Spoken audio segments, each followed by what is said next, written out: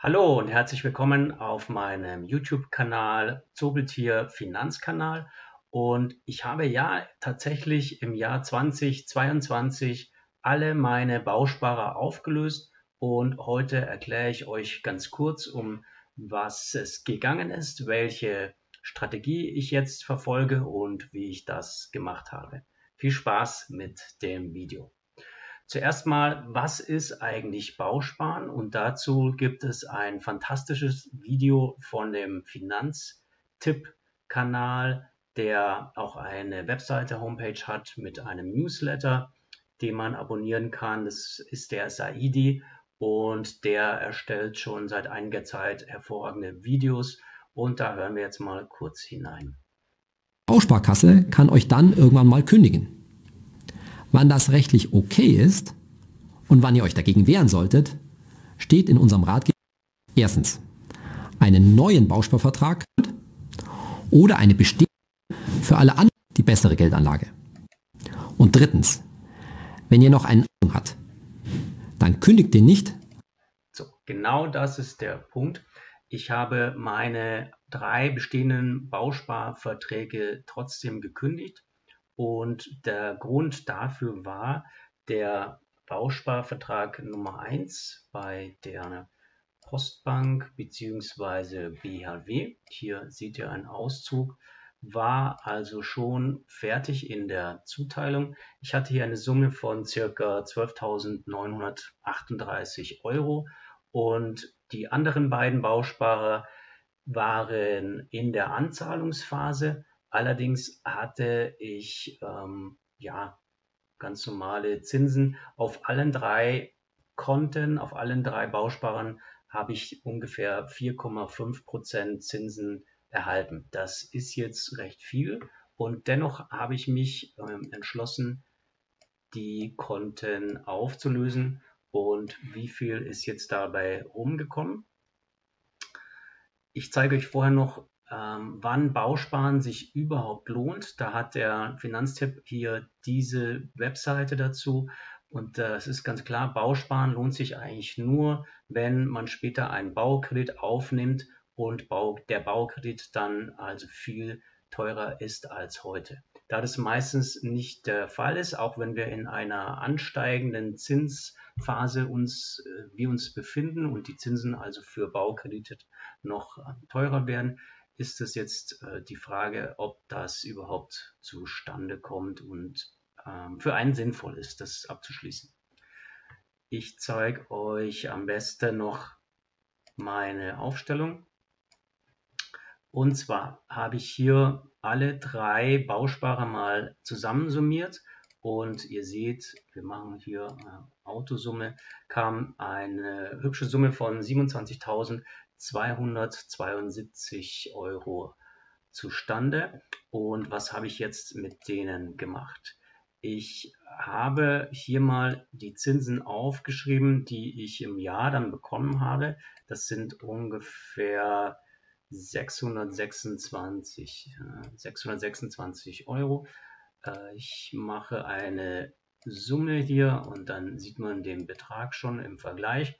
Allerdings wird das immer am Ende des Jahres ausgezahlt und passend dazu kriegt man dann im Januar, Anfang Januar, die Zinsen des vergangenen Jahres gutgeschrieben.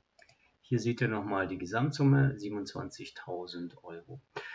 Ich habe dann sukzessive, als ich die Bausparrückzahlung bekommen habe, in teilweise Einzelaktien wie Iron Mountain oder aber eben auch in REITs investiert.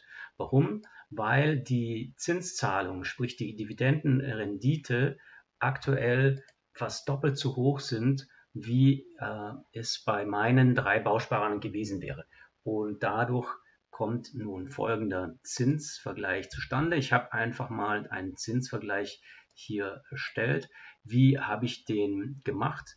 Ich bin auf die Seite von Thomas Finanzfluss gegangen und habe dort passend die Beträge eingegeben. Hier seht ihr, gebe ich mal ein Man kann den Zinssatz für ein Jahr Laufzeit berechnen lassen und kommt dann auf 1253. Und im Vergleich dazu, ich habe eine Mischkalkulation jetzt erstellt und komme auf circa Mischkalkulation meiner bestehenden Aktien und REITs und die passenden Dividendenzahlungen hierzu. Und dann komme ich auf circa 7% und berechne das und wir kommen dann auf den Wert 1969.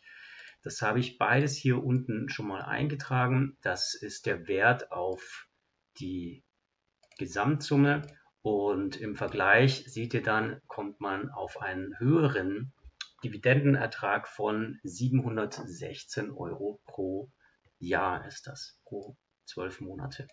Was habe ich hier oben gemacht? Hier oben habe ich in dem Vergleich 1 die Zinsen kalkuliert aus der Mischkalkulation hier oben, also Dividendenrendite geteilt durch diese 5 Kapitalanlagen, die ich habe und kommt dann ungefähr auf diesen Betrag 679 Euro in der Gesamtsumme. So, ihr seht, ich packe euch alles nochmal unten dann in die Videobeschreibung, auch die Excel-Tabelle, da könnt ihr das nochmal in Ruhe nachvollziehen. Jetzt habe ich euch noch den Wert hier ausgerechnet, der pro Monat zusätzlich bei den erhöhten Zinszahlungen auf das jeweilige Verrechnungskonto kommen würde.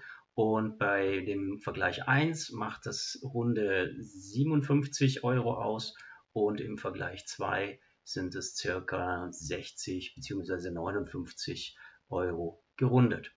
Nun, ich hoffe, ihr habt verstanden, was das bedeutet mit dem Zinseszinseffekt und dass Bausparen aktuell nicht wirklich sinnvoll ist. Das ist natürlich keine Anlageberatung. Jeder muss das für sich selbst entscheiden, ob er diesen Weg gehen will. Es gibt natürlich auch Nachteile, wie zum Beispiel kann es, was wir auch während der Jahre der Pandemie 20 und 2021 gesehen haben, die Dividende des Aktienunternehmens oder eines REITs gekürzt werden. Das wäre ein Nachteil, den man eingehen müsste und dadurch natürlich ein höheres Risiko hätte bei den Dividendenzahlungen. Aber wenn man im Vergleich sieht, es ist fast eine Verdoppelung ein Drittel auf alle Fälle, eine Verdoppelung der Dividendenzahlung möglich. Zwischen 4% auf 8% zu kommen, ist tatsächlich eine Möglichkeit, die man erwirtschaften kann durch diese Umschichtung. Und der zweite große Effekt ist natürlich der Zinseszinseffekt, da man die Zinsen schon monatlich, also früher erhält und darauf wieder mehr Zinsen bekommen kann, ist das ein Dividenden-Turbo-Boost. So, ich bin sehr zufrieden mit dieser Entscheidung und kann damit gut schlafen. Ich hoffe, euch hat das Video einen Mehrwert gegeben und ich freue mich bis bald auf das nächste Thema und macht es gut. Ciao, ciao.